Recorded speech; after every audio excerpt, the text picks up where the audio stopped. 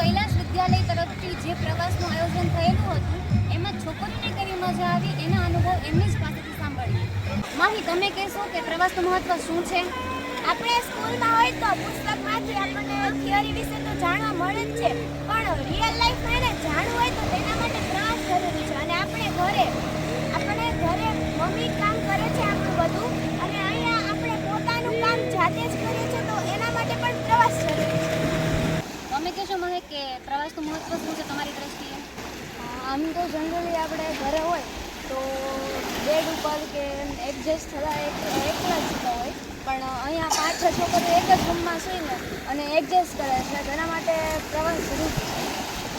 હવે તમે કહેશો મિત્ર કે તમારા મતે પ્રવાસમાં તમને શું મજા આવી? આવડો મોટો દરિયો, એમાં મોજા તો ઉછળ કરે, આમાંથી જીવસૃષ્ટિ દરિયાની, એમાં પણ ઘણા કરચલા ઓક્ટોપસ પણ છે.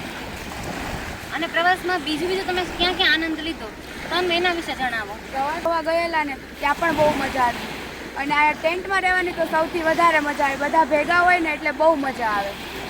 સૌથી પહેલાં તો ભરત સરને થેન્ક યુ કહેવું છે, જેમને છે ને ભરત સર અમારા પ્રિન્સિપલ એને આ ટ્રીપનું આયોજન કર્યું. ત્યાર પછી અમારા સ્કૂલના સ્ટાફને કે જેને બધા સ્ટુડન્ટને સારી રીતે હેન્ડલ કર્યા અને બહુ મજા કરાવી. ત્યાર પછી આપણે વનરાજભાઈનો અને ડોલ્ફિન એડવેન્ચરના સ્ટાફનો પણ ખૂબ ખૂબ આભાર કે જેમને આટલા દિવસ સુધી 3 દિવસ સુધી બહુ મોજ કરાવી બધાને. Thank you.